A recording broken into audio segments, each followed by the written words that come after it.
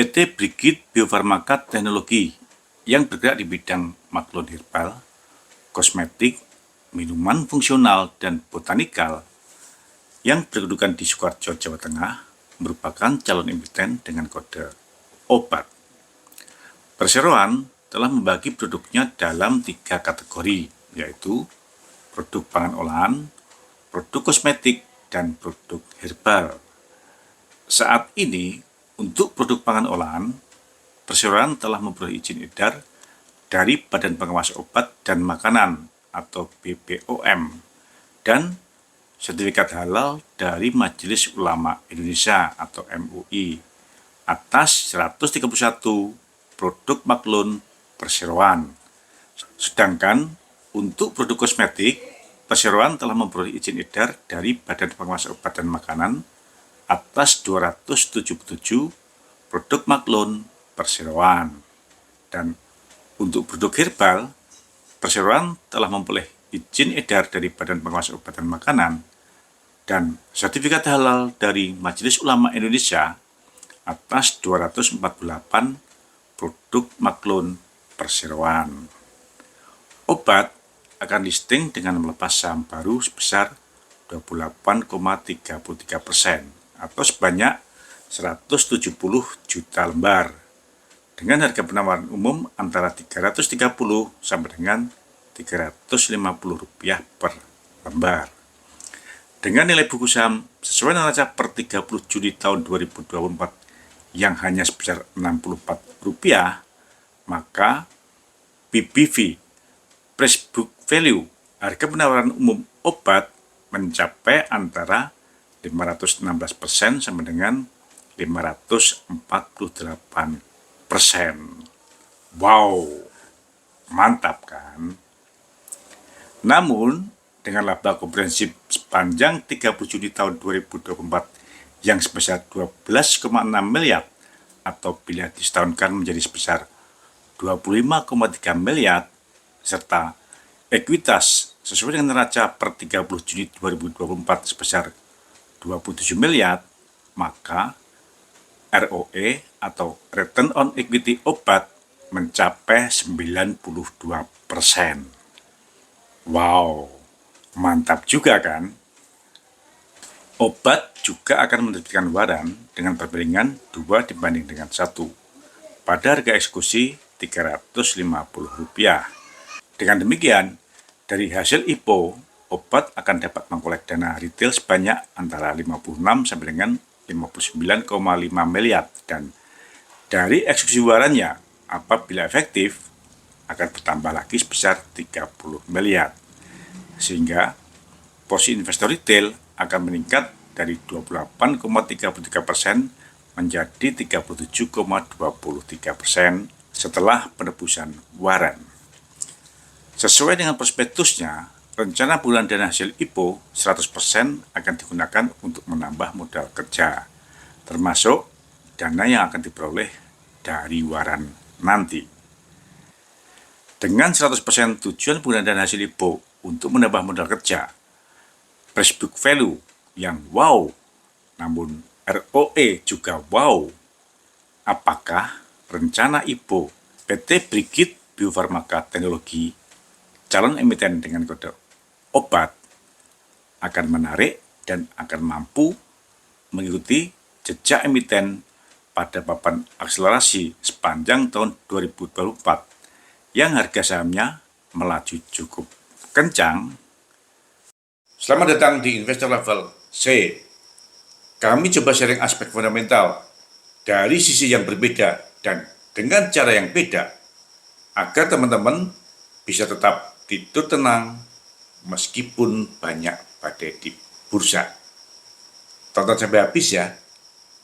Sesuai dengan prospektusnya, saya akan menyampaikan catatan 3 hal yang harus kita cermati dalam rencana penawaran umum PT Brigit Biofarmaka Teknologi, calon emiten dengan kode obat. Yang pertama, net tangible asset obat hanya sebesar 27 miliar, sehingga obat akan listing di papan akselerasi. Namun, meskipun obat ada papan akselerasi dan merupakan perusahaan keluarga dengan market kapitalisasi hanya sekitar 200 miliar, obat mempunyai komisaris independen, mantan menteri, yang juga seorang pengusaha yang bukan kaleng-kaleng. Tentu hal ini merupakan sesuatu yang menarik untuk diungkap lebih dalam. Latar belakang mantan menteri tersebut bersedia menjadi komisaris independennya. Apakah hanya akan dipakai sebagai pajangan atau memang Pak mantan menteri mempunyai niat baik untuk mengembangkan perseroan, atau justru Pak mantan menteri berencana akan menjadi investor strategis di kemudian hari. Yang kedua, dalam 4 tahun terakhir, penjualan dan keuntungan obat selalu naik. Sehingga menurut saya, kinerja perseroan cukup meyakinkan. Namun, sesuai dengan perhitungan saya, saat ini kebutuhan modal kerja obat hanya sekitar 11 miliar rupiah, sedangkan dana hasil IPO minimal akan diperoleh sebanyak 56 miliar rupiah, sehingga sangat luber. Ke depan, agar penggunaan dana hasil IPO efektif, maka penggunaan dana hasil IPO harus dimonitor dengan baik. Apabila penggunaan modal kerja cukup baik, menurut saya, prospek obat sangat menarik, karena saat ini utilisasi mesin-mesin atau alat-alat produksi masih sangat rendah.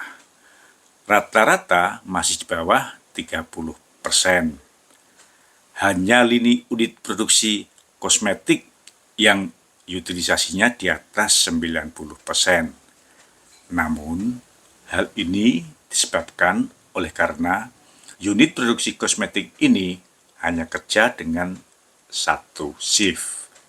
Artinya, apabila unit produk kosmetik bekerja dengan 2 shift, maka utilisasinya akan turun menjadi di bawah 50%. Dan yang ketiga, apabila kita bedah laporan keuangannya, saya dapatkan ada 2 kejanggalan. Yang pertama, terdapat pendapatan bunga yang cukup besar. Rata-rata mencapai 12% dibandingkan dengan laba komprehensif tahunan. Padahal, posisi kas dan bank pada neraca perseroan relatif kecil. Proporsi pendapatan bunga ini, bila dibandingkan dengan posisi kas dan bank pada akhir periode, mencapai 34%. Wow, bunga dari mana ini?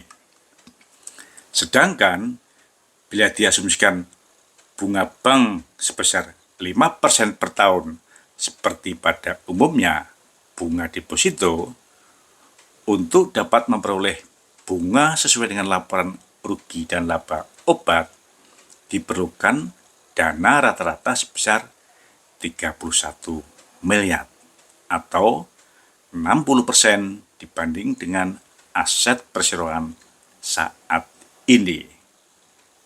Tentu hal ini sangat mustahil.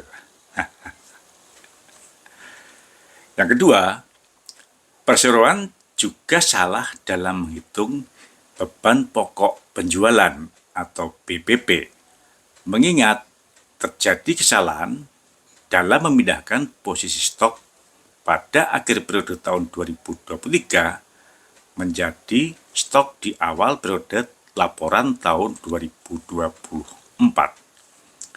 Stok atau persediaan pada akhir tahun 2023 sebesar 7,3 miliar.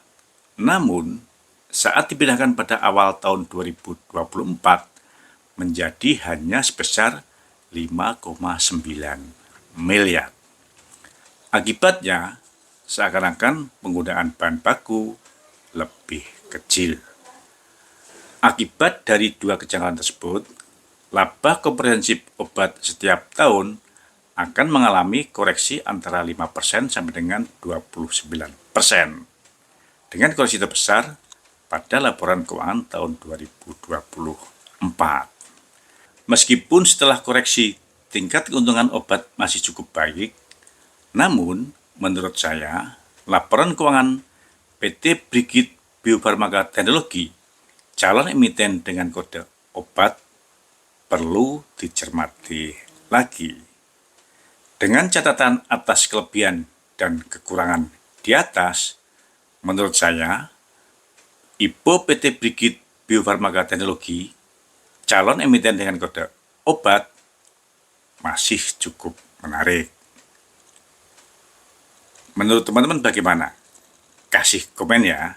Semangat, sehat. Terima kasih telah menonton. Jangan lupa kasih komen agar channel Investor Level C selalu lebih berkualitas. Dan jangan lupa sharing agar teman-teman lainnya bisa mendapatkan manfaat dari channel Investor Level C. Terima kasih.